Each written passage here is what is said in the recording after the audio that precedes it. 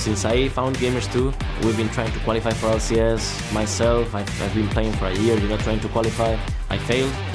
I definitely think this team we have today is the best team G2 had in League of Legends. So we stand a fine chance, and actually we are against my former club, SK Gaming, which I hold love against. Anyway, I love more G2, so I hope we win.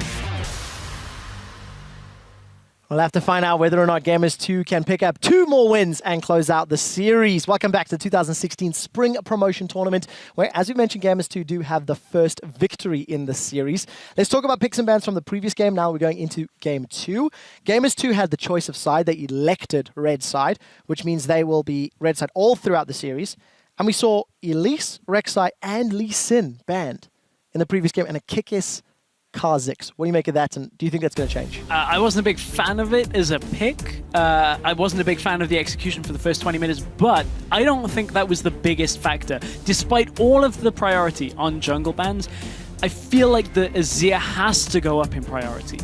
I mean, if SK didn't watch any of the Challenger series and were like, we'll give Perkz Azir, now they feel the pain. After taking a later team fight in a choke point against his Azir, I think you have to now look to first pick it for Fox. We know Fox has played it before. It's one of his most played champions from Summer. Yeah, it really is. 3 games played in Summer, along with the likes of Jace, along with Victor as well. Something that went all the way through. So there is that priority you've mentioned, Stress. The Azir has been banned away. But then what do they now ban instead? The Fizz was the one that was their first ban with the Elise. And so, Gangplank. Yeah, do they leave the Gangplank or the Fizz up? Now, I guess Fox may be more of a Fizz player than Freddy is a Gangplank player. I would like to say. I share the sentiment, but these teams have been in the dark. We were expecting a carry from Smitty J, and he pulls out Maokai. I mean, here's the thing, though. Here's the other side of this coin. SK Gaming's composition was not a bad composition. It didn't even fail. It was the execution of their composition in the last game that was the biggest undoing later into the game. So do they just first pick the Lulu again? Try and run almost exactly the same thing. Because now the Gangplank is available. You've got Gangplank, Fiora, the Azir not available, Victor is there as a mid lane pick here. So there are a lot of options here for SK to first pick, but they're giving a lot of strong picks over to Gamers 2. Well, I guess that may be why Gamers 2 elected for red side this game. Having those 2 picks in the first rotation, Gamers 2 do not modify their ban strategy. Rek'Sai from Lee Sin. And seeing how effectively Noxiac played on Alistar, I can understand that Braum pick. For SK, they are currently thinking along the lines that you are Stress, there's maybe execution. Analyst Desk was also saying the fairly one-dimensional comp of a single carry Tristana, and the Lulu's locked in. Oh, I'm not so sure on this, because if you are going to run a single carry comp against something like a Gangplank, who will ever be able to duel a Gangplank or a Fiora, if that's the composition they go for? It is only a Lulu that has been locked in so far, so it doesn't tell the entire tale of the champion select, but there's a lot still to be picked up from both teams. And something to also mention, Smitty J is currently undefeated on Riven. 3 games played, 3 victories. It's important to note, because if they do not pick Gangplank this time around, it is a potential counter pick if Gamers 2 can find the correct lanes and made at least thwart Freddy's desires to play a Gangplank. We should also remember that Gangplank has been played mid, mostly over in the east. Yeah, primarily a mid laner. But for the first rotation, again, Jesse's going to get his Kalista. Smitty J has also played Riven into games where it hasn't been a Rumble or a Gangplank matchup. We haven't seen Smitty J since the Gangplank changes in competitive. The game that got them here, Gamers 2 won from a Riven flank into a losing situation teamfight that caught 4 people. Smitty J is a Riven main player. He will favor that champion for any time he can get it. But a lot of the time, the meta, the lane matchup, the team compositions don't quite fit it. There are a lot of options, as you alluded to, available, but G2, they're going to go with the same again from the last game, and why not? Jesse got the lead. Hybrid on Thresh did a decent job here and there. A couple of missed hooks, but nothing. Found the one that matched onto Candy. Yeah, exactly. There was a game-winning hook in there as well. Once you're in the Baron pit. I like the change here. A damage dealer in that mid lane from Fox's Victor, which means that's either going to be a Freddy or Noxiac Lulu, which is something we should keep our eyes on. Sven's going to have arguably one of the top priority junglers in Gragas, and with Lee Sin, Elise, and Rek'Sai off the table, does Kikis lean back onto a Nidalee? Or does he want to try the Kha'Zix again? I feel like this is where he'll pick his jungler. We've also seen Rengar come out from him. In the games against Team Dignitas, that has been an option. Kikis certainly has maintained his diverse champion pool, is going to opt, however, for the Kha'Zix once again. I mean, Victor this time, now that they see it's a damage mid laner, somebody else that's squishy, he has another target to jump on, one less thread of utility coming from that middle lane, and some utility coming out from the Gamers 2 mid lane side as well. I already prefer at least some of the adaptation here from both teams. Orianna I quite like with the ball delivery system that a Kha'Zix is going to offer you. The team fight power, the wave clear, I think is good. Similar situation for Fox's Victor. So going back to the drawing board from their game 1 picks and bans. And if this Alistar gets locked in, this is Freddy playing an AP Lulu top lane. It's not a sentence I was expecting to say today. No, not at all. So different. All of the priority on the likes of Gangplank, on the likes of Fiora that we see from every other region, but not today here in Europe. I wonder if we'll see Smitty J go for something like a Fiora here. Now, okay, there is no main tank for Gamers 2 here. We may just see something like the Maokai that he played in the last game. I've seen it over in China, the Lulu-Fiora matchup is not one that tends to go particularly well in Lulu's favor. There's only so long that you can slow and polymorph a Fiora for. The reason we're talking about Fiora, guys, is we are on 5.15. There's been so much priority on Fiora across the world when it comes to picks and bans, and there's another champion we've seen across the world as well. Malphite being picked a lot over in LCK, a little bit in LPL as well. Very heavy engage tool. The Unstoppable Force, that is a quintessential Season 2 ball delivery system that you cannot run away from. That is the entirety of Gamers 2 team composition now. Yep. Let's throw Lee Sin and Kha'Zix in. Let's hope one of them can deliver a shockwave, and then just get Jesse clean up house. If it doesn't work, there is the potential for counterplay, a Gragas disengage, there is a Lulu Wild Growth, there's a Buster Shot. So there are some tools for SK to deal with that engage on the assumption they don't just get insta-gibbed. So positional errors are going to be even more painfully punished for SK this game. Absolutely. Absolutely. I don't think I've ever seen a team composition where you throw so many people into a team. You've got a Malphite, you've got a Kha'Zix. And Thresh. You've got Fate's Call. Yes, exactly. So much. But, you know, this composition out of SK is basically saying the same again, but we've got more damage coming from the Victor this time. More wave clear. So, and similar story for Gamers 2 with the Orianna in that mid lane. Going to be doing a slightly different team fight to the Azir. There's your team comps. Gamers 2 subscribing to the Jin Greenwing style of team comp. Go forward and trample anything in front of you. It got Jin to the finals of their regional qualifier. It wasn't enough to overcome KT. And let's see whether or not Gamers 2 can overcome SK. Jump on Twitter, guys. You can let us know who you think will be victorious. SK Gaming down 0-1 this series. And we're going to have a very brief pause straight out of the gates. Unfortunately. Yes. I was going to say we've got Shamrock, Malphite, Luck of the Irish, maybe with Gamers 2, but clearly not, as we go straight into a pause. But I want to talk about Jinna, actually, specifically Trace with his Malphite, which does tie into this game. There is a link there.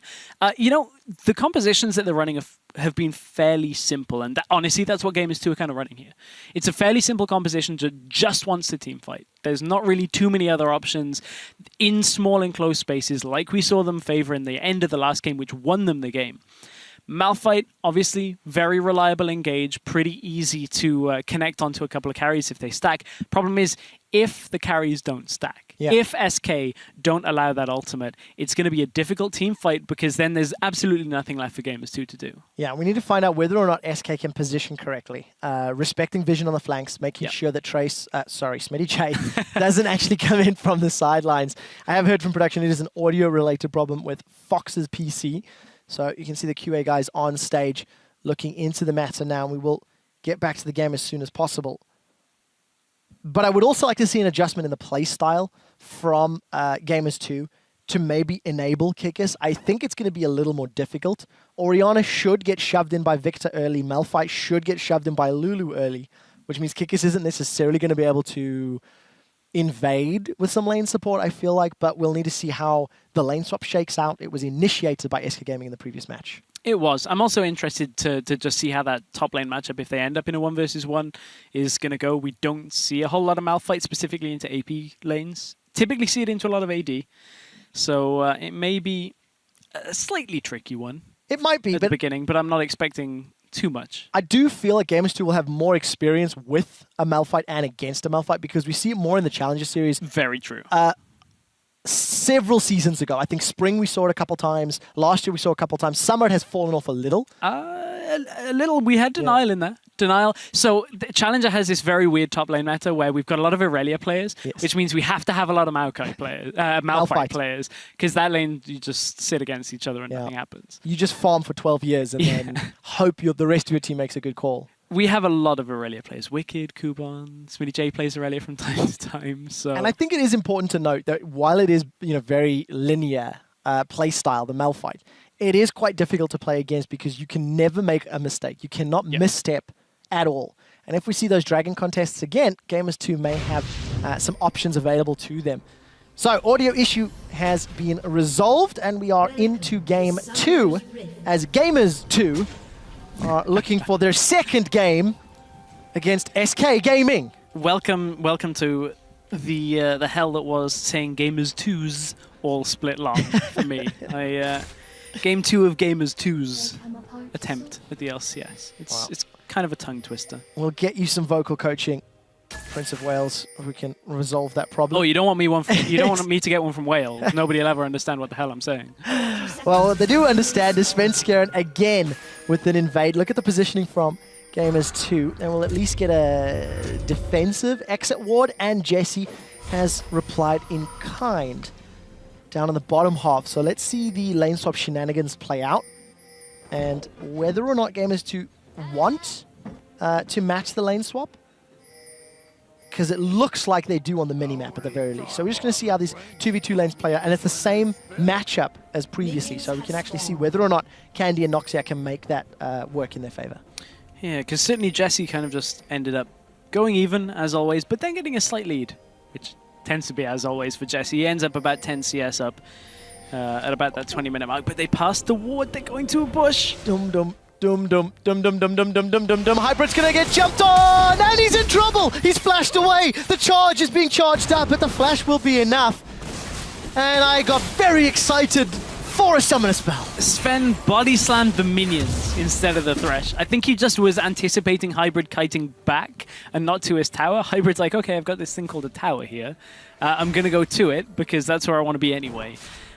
An attempt out of SK at making a play, a little bit poorly executed, but they do, however, get the summoner.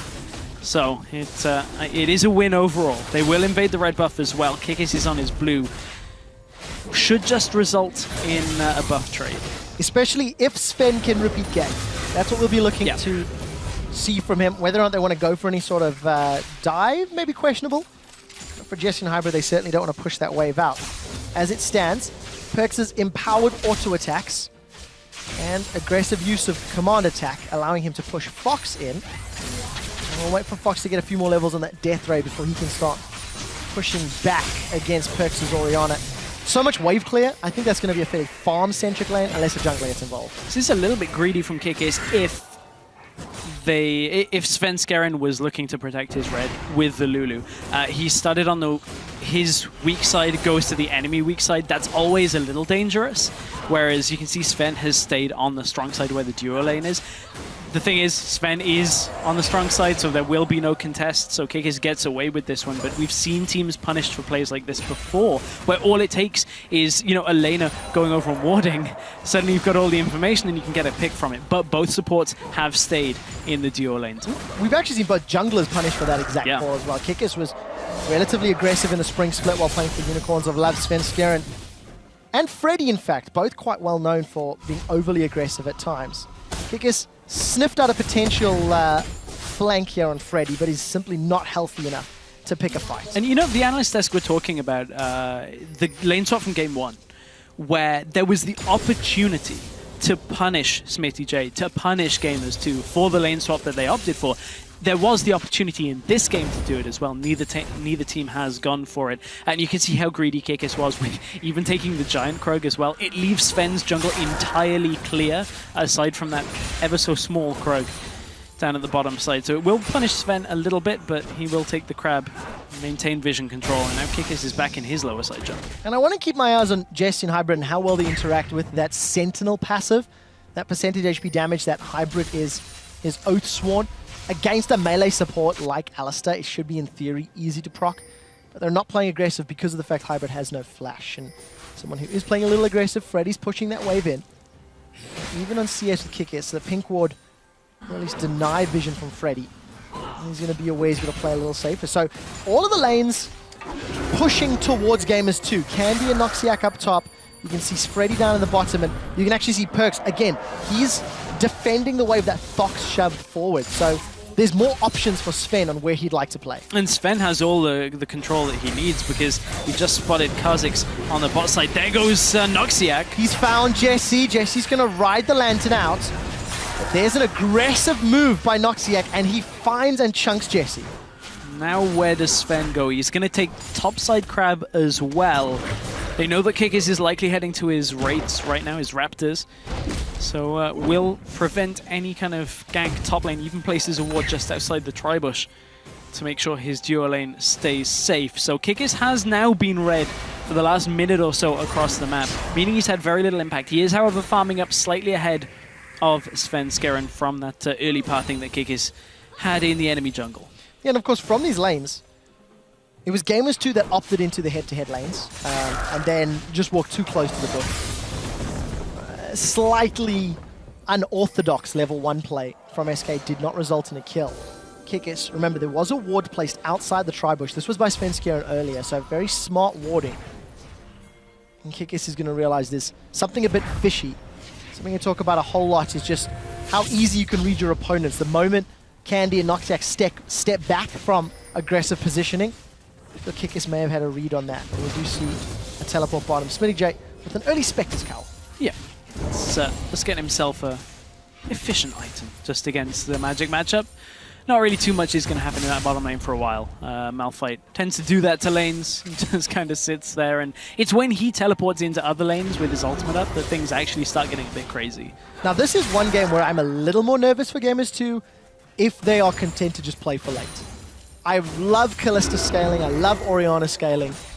I'm not in love with Kha'Zix scaling or Malphite despite the big tankiness. Whereas a Lulu, a Tristana, a Victor, a Gragas, and Alistar, the longer the game goes, the more I like this team composition. Well, one caveat is they cannot get engaged upon. They cannot get punished by a Malphite. For any Gamers 2 fans out there that didn't catch the last time that we saw Perkz play Orianna, he only played it once. He did have a 19 KDA in that game. So his Orianna proficiency is as good as his Azir proficiency. So I wouldn't be worried in the sense that G2, if it goes late, it's going to be an issue just because of not being able to connect to the carries. But I do kind of echo the sentiment that SK have a very difficult team composition to disrupt if they're warding properly and it starts getting late. And it's important to note that 19 KDA was in a game where Gamers 2 were technically losing. It was game 1 against Denial, and Denial had built up a big lead and then made a poor Dragon Call and got punished for it. A Riven plus Orianna engage cost Denial their first game in that series, and actually then the eventual third place match here. So Pink Ward's still alive for Kikis. He's going to come back to clear another ward from Freddy. And look at Smitty J. He's got unstoppable force, and he's going to be close enough to engage. He's already caught Freddy. Ground Slam comes out. The Wild Growth is up. Freddy's got 1,000 HP to burn through. Kikis has flashed aggressively, as has Smitty J. Here comes the Fat Man. Svenskeren knocks him under a tower. First blood to Freddy. It is replied by Smitty J at least. Now Smitty's going to look for that seismic shot. Steal movement speed and increase your own. He's going to throw it down already. He has some minions to fall back to. They trade 1 for 1. 1 for 1 off the engage from Smitty J, but look at how much G2 used in that setup. It was fairly similar when it came to the summoners, but G2 just not really reading that Svenskeren was around. Another good barrel from Sven puts Kikis into turret range, and those are the plays that G2 wanted to make in the first game. This is the kind of setup that they wanted with the Kha'Zix. Get onto what looks to be a low health target, but they don't read the Lulu ult. They don't read the Gragas being here already, and Freddy hangs on just enough, had just enough mana for that last spell to come out, keep himself alive that little bit longer so that Sven could get into range. And, G2, again, good attempt, a little bit messy execution. We can trade 1-for-1, but SmittyJ, he hit his unstoppable force. That's important to note. It'll be game changing. The reason I chuckle is because it's an ability that should be just easy to hit every time. But when you see even a player like Trace, just randomly unstoppable force because he's going to get a carry and they flash. Sure, he gets a flash, worth it. But it just looks funny because then it's like, well, that's all of your team comp gone. It certainly is. And with that engage on the bottom lane, Freddy's gone up top. And we see Noxiac and Candy Panda heading down to the bottom lane. Perkz has in fact used his shockwave already and is forcing Fox backwards. So no blue buff there for Perkz. But he's got enough pressure on Fox and burned through enough of Fox's mana with the assist of Kikis and Hybrid to at least get some damage onto this outer turret. Yeah, Fox has to back away from this. He cannot stay there with no mana right now. But so much smarter from Gamers too. They have Hybrid as well as Kikis moving into the Raptor camp to somewhat discourage the engage from Sven on the side lane. So a little bit of upgrade and some growth from game 1 to game 2 where we don't see an overcommit in that middle lane and a disrespect of the darkness. Yeah, and you can see just in general what G2 are doing, knowing that Fox wants to back, desperately has to back. They're pressuring both bot lane and around the dragon so that if Fox ever does recall, if they see him go, it becomes an easy decision for Gamers 2 to just go for the objective, especially with Unstoppable Force back up with the teleport. There should be no reason that Gamers 2 don't get this dragon with ease. Very heads-up play from Gamers 2. Pressure in the mid lane, pressure in the bottom lane. We saw Candy getting chunked out, and that allowed Jesse to leave the lane and secure Dragon number 1 in favor of the Challenger squad. Both supports have picked up Moby Boots, as well as those makings of the Relic Shields. And you can see the Dragon importance for both of these squads. Similar sort of averages per game, despite I feel SK having a more focus on those dragons. Mostly because also they had pushing lanes a lot, and then pushing lanes allows you to flow backwards. Yep. As we kind of discussed a little bit in game 1 though, G2 were one of the Challenger teams that absolutely didn't care so much about dragons. So that's why their stats are, I guess, comparatively low compared to the inflated stats we have for Team Dignitas and Maus when it comes to their hour-long epics in the finals. There was a spot in the LCS on the left. There was. So teams playing with tempered aggression. And the second match here, once again, somewhat standard laning phase. We did have those Australia lanes, as they have been dubbed, with the duos up top. That's been reset. BF Sword and Avarice Blade for Candy Panda, same itemization as game 1. Jesse's got himself those Berserker's Greaves. No early home guards yet for SmittyJ. But again, both teams content to farm up, content to hit at least 1 or 2 item spikes before looking for bigger engages. And I really like the build out of Fox. It's one that we've seen a lot. There are kind of 2 or 3 different Victor builds. You either go for the heavy Magic Pen that we saw Power of Evil doing, or you go for the cooldown boots, get the 2nd rank on Hex Core, upgrade the Q, the E, and nobody can ever push you in. You just clear every single wave in front of you and then look to build damage.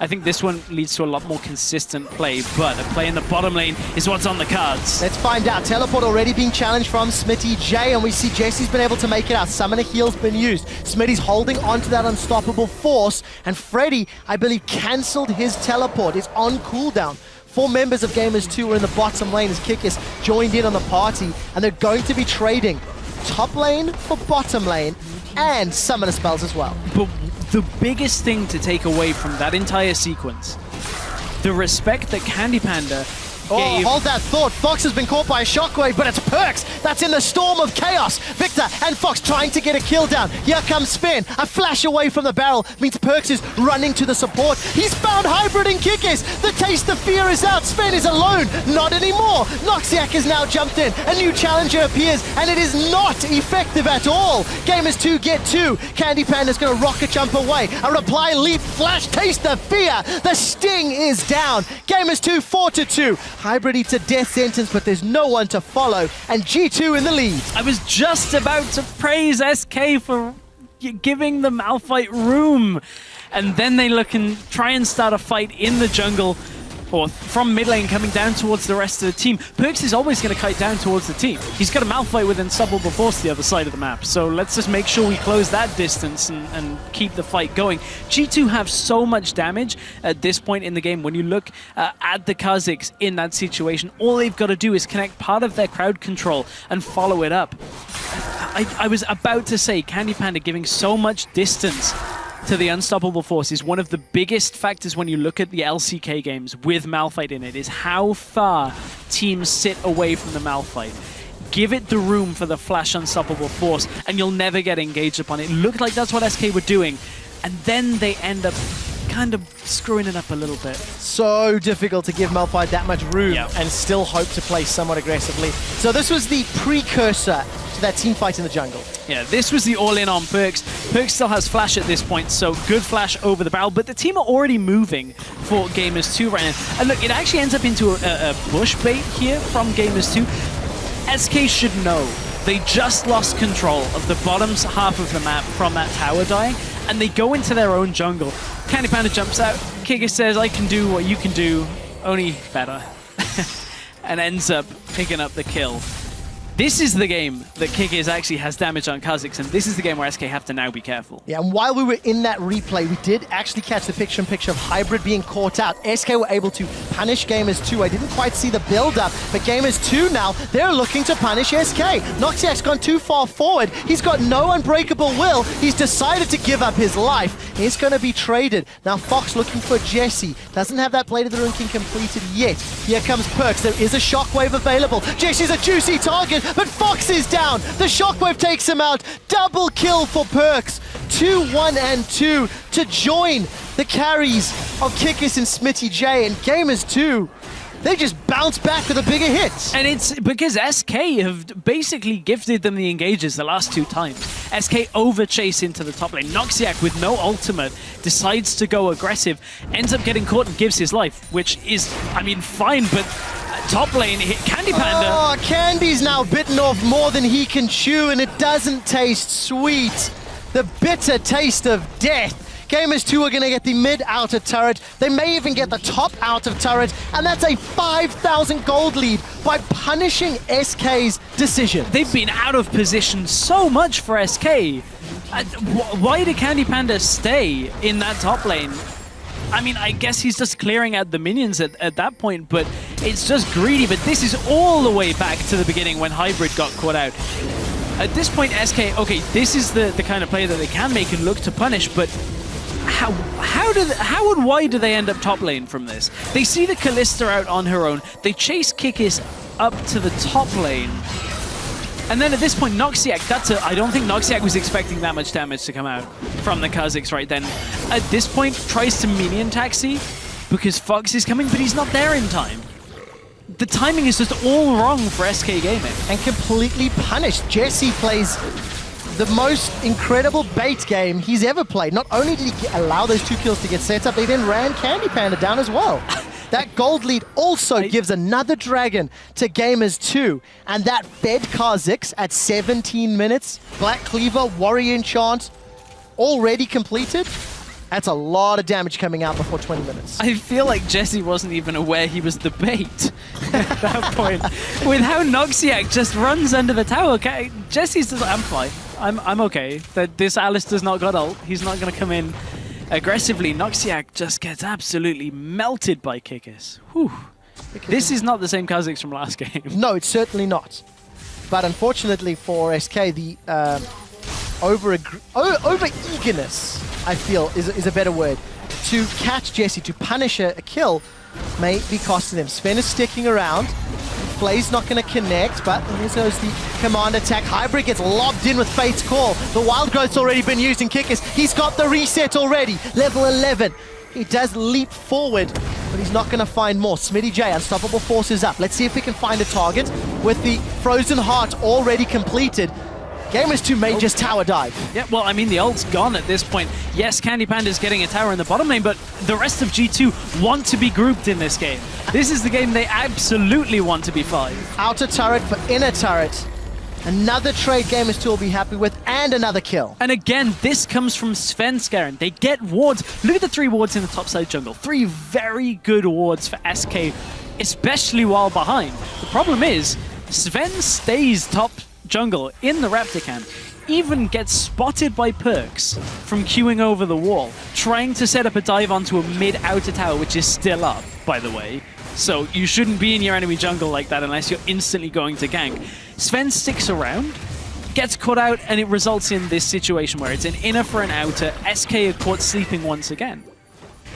They cannot afford to make those mistakes. Luckily for SK, there is pretty good wave clear with that Luden's Echo Victor, as well as Lulu. So there is some hope in stalling the game out. The problem for SK, they cannot do that for long. The threat of a Malphite under tower plus Shockwave will end them. Yep. And I also think we have to call out the elephant in the room.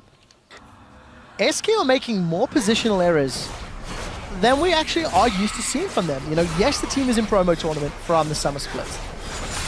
They have had a substitution, but this is not something that we associated with SK Gaming throughout the summer split of the LCS. They could make it to late game relatively well against some of the best teams in Europe. And those pink wards are stacking for Gamers2. I mean, it's in the name. They want 2-0, they need 2 pink wards. Gamers2. There's 2 gamers on the team. I mean, let's put it this way. Here's the real bait on this one, quick shot. If Sven goes to clear that, he's now going to put down 10 attacks to clear that ward. So maybe they'll catch him out again. Don't do that in solo queue. It's not worth it. Nope. Don't double pink ward. It's a joke. Smitty J cares not for Candy Panda. Seismic shot out, and that Frozen Heart's allowing him to keep alive. The problem is, here comes the support of Freddy. Smitty's got Unstoppable Force. He's decided to go aggressively. Summoner Heal's been used. Smitty gets Buster shots away. Candy Rocket jumps forward, and he does have Wild Growth. It will keep him alive for a few seconds longer. Smitty's not going to be able to flash over the wall, but look at Baron. It's going to get stolen. SK secures it. Gamers2 made the Baron bait, and it didn't work off. Jesse's hopping and skipping and jumping and rending, but he won't be able to kill Noxiac yet. Sven lost his life with Noxiac. They traded it for Smitty and a Baron. It's deja vu again in 2 different instances. Gamers2 start an objective and mess up the smite like we saw in game 1 with a Kalista. I want to see exactly the sequence right at the end when it comes to the Rend and the smite, because this is the second time that G2 have messed this up in 2 games. The bottom lane fight's already going. Sven comes in. They get a lot of... That Rend looked to be at about 2,500 on Kalista. Jesse, I feel way too high. There was no way that G2 had actually pre-planned that out with... Normally you'll just pick a point and say, we'll Rend and smite at this point, and it's easy, it's fine. That's the Baron picked up. Not this time. Not this time at all. And with SK getting it on their Lulu, their Victor, and their Tristana, the 3 most important members of the team when it comes to team fights and pressure in lane. Despite being down in gold, SK now have the pushing power. We see a Zeke's Harbinger, I believe, being built up for Noxiac. Freddy's in trouble. Wild Growth is used. Hybrid and Perks, they're looking for more. Shockwave pulls Freddy backwards, and here comes Smitty J. He's got Unstoppable Force. He's going to look for a target. He's got Freddy, and he's got... Freddy's down. Sven's trying to counter-engage. Kickers on the defensive. Explosive Cast knocks him out. Jesse's still hopping away. Chaos Storm is chasing him, and Candy Panda is chunked out of the fight. SK Gaming were now overcommitted. They had Baron buff. They had the ability to push lanes, but they did not have the ability to win that team fight. 2 for 1 in favor of Gamers2. They didn't clear out the flanks and give Gamers2 the easy engage using the teleport. Didn't actually connect onto the carries. but did connect onto the utility, which then makes Candy Panda second guess himself. If he doesn't have all of those shields up against this Kha'Zix, up against this Kalista, he will fall victim to their damage. And was it the double pink wards that played off in this situation? Straight up death sentence from Hybrid. And then at this point, look, Candy Panda knows he's got to back away. Freddy is angling himself towards the teleport because he's got no other options. Hybrid was coming in with the Fate's Call anyway. And from here, Candy Panda, he's still landing attacks, but as soon as another member falls, as soon as Gragas dies, Candy Panda gets chunked out by Orianna and has to back away. And I have to give credit to Jesse's Kalista play. This game, he's been under quite a lot of threat up in that top lane, now in the mid lane, and he's able to kite around the damage that SK is putting down. Unfortunately for Gamers 2, the kills that they accrue will not allow them to defend their outer tower, and that means SK will still keep the gold deficit in touching distance. But for G2, they've got a spattering of wards on the bottom half of the map. They've got themselves 3 dragons already. It's a couple minutes till the next one's up. And they're fairly comfortable. 108 on Kalista, farming up. Very beefy, tanky top lane. Lost Whisper for Kikis. I mean, Gamers 2 have the tools they need to win more team fights like they've already done it. 13-5 in kills. Yeah, they absolutely do. One thing that Gamers 2 are slightly struggling on is keeping their the SK flanks de-warded, because since they've not got a Sightstone jungler, they've had to opt for the ward upgrade on the trinkets for Kikis, which gives them one less sweeper, which means the rest of them have to buy more pinks, which they have been investing on, but the placement has been very questionable with the two of them. Yeah. But G2 looking for the bottom lane now. They don't have full vision control of that bottom side jungle. They've only got a few wards behind them. Look at the control and the zoning at the command attack from Perkz is offering Gamers 2. We did see the red buff steal as well. Jesse nicking that away from Candy Panda. And G2 will just brute force the bottom inner turret. We're only 25 minutes into this game, and G2, they're pushing their lead very effectively. And this time the siege is much better out of Gamers 2. It's still perhaps not the standard way of just sieging a tower. It's more that the Malphite walks forward and everybody else moves back from SK, because you don't want to be in range. From then they've got the Orianna, they've got the Kalista, which are going to be able to push fairly quickly. So, I mean, it's a different way of doing it. One we've seen in LPL, seen in LCK. We were wondering when it would start filtering through to Europe. We didn't see it at all through our playoffs, but certainly seems to have arrived today as patch 5.15 hit. Yeah, good reminder for everybody. Promotion tournament for Europe and North America is on 5.15. And you can see Malphite a big impact. 4-1 and 2 thus far. Sunfire gave Frozen Heart. Candy Panda did complete a Lost Whisper fairly recently, so once this Harbinger gets completed by Noxiac, there will be a lot of damage that can come out, and you need that crit and armor pen to get through Malphite. Gamers 2 need to be a little careful. They've grouped themselves up, and for a moment, I thought they might be at risk of being engaged under the jungle. SmittyJ held the trigger, though. One thing, though, with that Harbinger, I do prefer the Phantom Dancer build on AD carry. Because, so, with a Phantom Dancer and an Infinity Edge, plus the Harbinger when it's active, you have 105% crit chance. So you crit on every attack. Problem now is, with the Static Shiv, it's actually only 90%.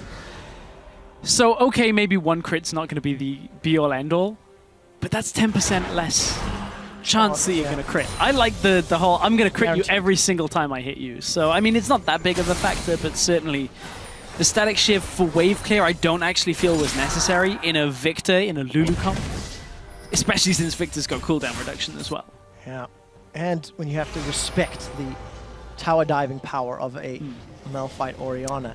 Now Baron will be respawning in 45 seconds. Vision has already begun to be set up for Gamers 2, and the wave was shoved in top lane. We can see SmittyJ trying to push the wave up bottom lane. So Gamers 2, they're planning this Baron. They've got deep vision. They're trying to get those pushing lanes. So smart, heads up, proactive play, knowing the objective is going to respawn shortly. It's better for them for certain.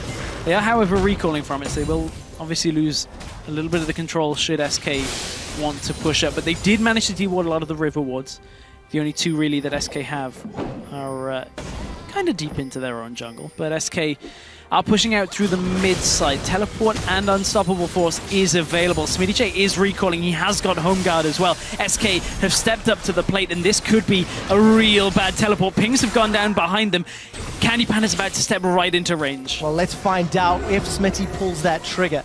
I really like Jesse going with a slightly greedy build, Bloodthirster, because there's not a lot of armor to deal with inside of SK. Good barrel from Svenskeren will slow the movement speed from SmittyJ. Defensive rocket jump over the wall from Candy Panda, and SK they're now, and they're split up. Noxiac's in a little bit of trouble. Freddy, you're on the wrong side of the law, and then Gamers 2 want to punish. We do see Kikis is caught out. The Shockwave doesn't really do a lot. That's a defensive flash away from Perkz. Candy Panda's in and amongst the thick of it. He's got caught by the Fate's Call. They've traded 1-for-1, but Jesse's so healthy. He's got flash available if he wants to chase. Fox will go down. A double kill for Jesse, killing the man who replaced him on SK Gaming. And Gamers 2 extend their gold lead, trading 1 for 3. It looked to have been a much better setup for SK when it came to just the ultimates objectively. Everything else, if you looked at the positioning, just not really in the fight. The Unstoppable Force Shockwave was not connecting on the people it needed to. However, SK was so split that they couldn't end up taking that fight. Gamers 2 end up taking the Baron from it and the fight. That's the kind of fight that Gamers 2 should have punished for themselves, but they couldn't because of how SK were just spread out. And I want to watch Candy Panda because he goes in really, really deep. I believe he got caught up by that Fate's Call as well. Yeah, it looked like he does get caught out by Hybrid. That ends up in the middle of 3 members of Gamers 2, and Kick is bouncing around at the side. Has so much damage right now. 3 kills in that fight for 1. Noxiac did get away, but it was just because G2 didn't want to continue chasing him. And this game has become incredibly hard now for SK to actually hold on. They do have some decent wave clear, but so much of it is going to be magic damage, so that when the Baron buff minions arrive at their doorstep, it's going to be tough to clear. But Dragon is the next priority for Gamers 2. Dragon number 4. Yep. 1 away from Aspect. It'll be a few minutes, so Baron will at least have timed out. Smitty's pushing out the bottom lane, and I think the top lane needs to be dealt with. We'll see how that breaks out. I feel like it'll push towards Gamers 2, so somebody has to go deal with that in a few minutes, and that should allow Gamers 2 to get into the last remaining inner turrets. But as it stands, G2, they've grouped up. They've got all of their ultimates available, and they're just looking to force SK's hand. Top's actually going to just ever so slightly push in. Nice. So that's good for G2. Just for G2. Slow But push. it was by about a third of a health bar on a minion. But will very slowly push in for them, which is what they want right now. It buys G2 some extra time, lulls SK into a false sense of having a wave pushed far out. A massive stack is going to end up reaching them in the end of all things. But SK, they have to try and wave clear 2 waves now, although G2 now consolidate their wave pushing into bottom lane. Does go astray. Yeah, Hybrid was tanking up that laser for a while. And we need to look. Unstoppable Force and Shockwave, those are the 2 keys. If Fox or Candy Panda go down, Gamers 2 can just break open the base and look towards a 2-way. Command Protect was on SmittyJ. Death Sentence goes wide. There's the ball sitting on the floor. Reset back to Perkz. Freddy takes a big chunk. Leandri's Torment is picked up by Perkz as well on that Orianna. He wants to harass and poke down full health targets. Stress, the tower's down to 50% HP in Gamers 2. They're really using Baron. And he's got an elixir of sorcery with it as well, so once he pops that, it's going to get even more damage coming through. Top lane is pushing through still. It's on its way, but the tower is already down for Gamers 2. Slow and Steady wins that race. And it certainly has been a long time coming for Gamers 2 to maybe put themselves 1 game away from the LCS if they manage to crack that Nexus. 4 attempts at qualifying for the LCS, and Gamers 2 are on the verge of going 2-0 in the series. They've got super minions. They've got Baron, I believe, just timing out. So they're not going to have, but look at that minion wave for the top inner turret. I don't think SK are going to arrive here in time. Candy's going to do a decent job of killing all the minions. Actually, he's going to do a fantastic job. And that will stall this push for a few more waves. G2 are going to have to back away. I want to kind of take a look at how much gold they're sat on right now. Only about 1,000 each, so it's not going to be too much more. However, SmittyJ is going to finish that Abyssal Scepter. There's going to be a couple more key items being picked up. Hexdrinker was earlier picked up for Jesse. Now picks himself up as Zeal alongside it. So kind of looking for odds and ends as we head towards the late game. Yes and no, because I like the Hexdrinker shield, plus the Command Protect shield, plus the ML, plus the Bloodthirster shield. So as long as Jesse has time to overcharge that BT, I feel like the upfront burst from Fox may not be enough just to pop him down. We'll see if that proves true, because we are 34 minutes into the game. Fox has got Void Staff, Ludens almost at death cap. Once that death cap is completed, it'll be a big hit. I mean, this is kind of like a safety build out of Jesse, in the sense that realistically Fox should never be one-shotting Jesse. I mean, the problem is there's a Malphite that should be standing between Jesse and Fox.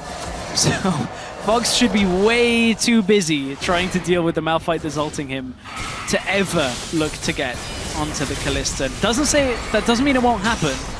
But Freddy has been hooked in. G2 get engaged on. They are! There's the box! Perkz gets knocked backwards. The shockwave just to save his life. Perkz is in full retreat. The explosion will not be enough to kill him. And now Sven is overcommitted. Despite the hook, despite the engage, Candy goes forward. He does get Perkz. It'll get a reset. Allows him to get out. But here comes Kikis. Here comes Jesse. A double kill for Kikis. He's going to get himself a triple kill.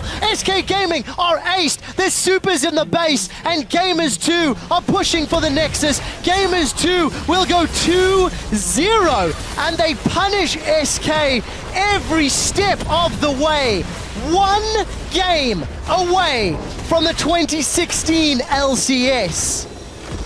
And that is going to give Gamers 2 so much confidence. This game was a lot more about Gamers 2 making their own plays than just how Game 1 was SK making a little bit of a mess of some of their own. Gamers 2 running a composition, or at least a style that we've seen in other regions, bringing it here, and SK trying for a Protect the Candy Panda composition again, and a second time around, it doesn't work. The execution, just a couple of plays here and there, just didn't quite line up, and easily Gamers 2 can use a heavy engage composition to just shut them down. Yeah, and just really well played. I think from Gamers 2, you can see some of the growth in terms of their playstyle, pushing multiple lanes. They got a Baron. They used the Baron to siege effectively. They had a slow pushing lane top. So there's even pre-planning coming in here from Gamers 2, thinking ahead, planning a few steps. For SK, dropping the ball a little bit. That mid-game overcommit to Jesse in the top lane really sealed the deal for them in that match. Yeah, and you know, Jesse actually had a very solid game. We talk about how he likes to go even. This game 4-0 and 13. Yeah. So you can't ask for too much more, especially in a composition where you're not really the primary focus of everything. It's the Orianna and the Malphite that are looking to kick off the engage, and then you just kind of clear out. So, you know, Jesse's actually looking very comfortable on the stage once again. I'm impressed by Jesse in this series. As am I. And I am impressed by Gamers 2 as well. They're working together as a unit. They succeed and fail as a unit. In Game 1, the mistakes that they had was because they overcommitted together as a group. Right. And now in Game 2, those mistakes actually happen significantly less, and they were able to punish SK. I mean, when you look at the post-game damage graphs, it's actually very even. 18,000 damage for Perkz, 18,000 damage for Jesse, 15,000 damage for SmittyJ. So very close. And Kikis, 14k himself, very evenly balanced between the multiple damage threats on the Gamers 2 squad. The one thing, though, is that this composition just isn't working for SK. I think they need to depart the Lulu first pick, which sounds so strange to say, because that, if you get Lulu as a first pick, is normally what you would like from a team, but you can see that they're going over strategy. For the next game, I'd like to see them drop the Lulu from first pick. Look for something else. Look for one of the compositions that they actually succeeded with maybe in summer, because they never played the Lulu in a solo lane, and they... you know, didn't do too badly with it. We heard from Danush. He has been an analyst on the side of SK all split long, and you know, they have a new coach, they have a new support, and now SK Gaming, they're on the ropes. They need a win in this next game if they want to stay alive and fight for a chance on the LCS stage in 2016. When we're back, we could be hearing the last of SK Gaming for the first time since the LCS began. They have their last chance in just a few minutes. Gamers2 can overcome SK. Kikis has flashed aggressively, as has Smitty J. Here comes the fat man. Svenskeren knocks him under a tower. First blood to Freddy. Flash over the wall, but look at Baron. It's going to get stolen. SK secures it. Gamers2 made the Baron bait and it didn't work off. I'm gonna Gragas. It's a sound flash on me. Tristana and Gragas. Tristana and Gragas. Ayuk. Victor no flash. Nice. Can we take a nip or You can get chase again. punish? I chase. 5 seconds. Gamers2 will go 2-0.